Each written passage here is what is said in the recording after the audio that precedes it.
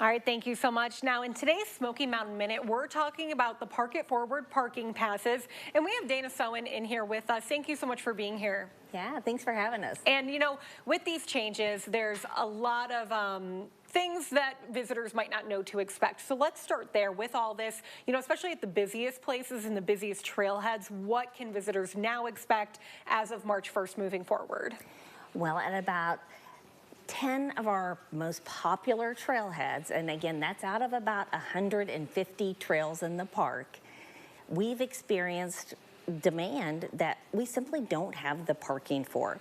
So in those locations over the winter, we have installed fencing and some wooden posts and also some boulders to prevent what behaviors we were seeing in parking over the last several years, where people were parking all along the roadways for up to a mile from the trailheads. Wow. They were damaging the roadside infrastructure.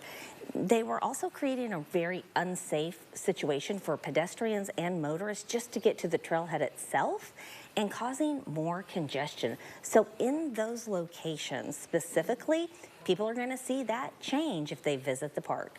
All right, now, you know, for these most popular trails, you guys shared a video online kind of telling people what to do. Walk us through some of those tips, if you will. Well, we want to make sure that at those very busy locations, those iconic Smokies hikes like Alum Cave Trail going up to Mount LeConte or Laurel Falls trails, again, about 10 different locations, people really need to plan ahead.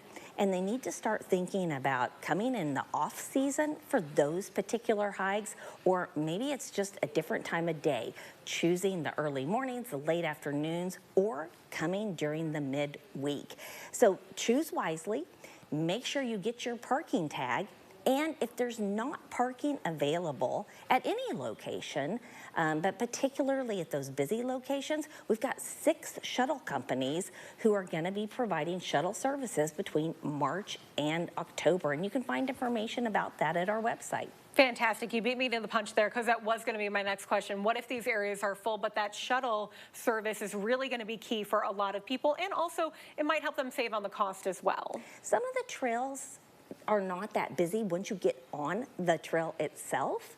And so we want to still be able to do what we can to provide that access. Right now, you know, we're looking at things at those busy locations like reservation systems that could come at no cost now that we have the parking tag program to provide those resources, and maybe even some added capacity, adding some parking, although I don't think the University of Tennessee has enough parking for all the people that want to hike some of those trails, but it is a possibility now with some of the funding. All right, now we were going to talk about, you know, hey, who needs this pass? Of course, people can go online to learn more about that, but I want you real quickly to share, okay, have you guys been hiring more park rangers? Are there any job availabilities right now for all of this enforcement? Yeah, we talked about that a few weeks ago. We had a lot of job openings. We're already made the decision to hire about a dozen more maintenance folks with the parking tag money, and also with the parking tag money coming in, we're going to be able to hire about 10 new law enforcement rangers. So we're really excited about these new opportunities. Great. Dana, thank you so much for being here today. Again, everyone, this starts on March 1st,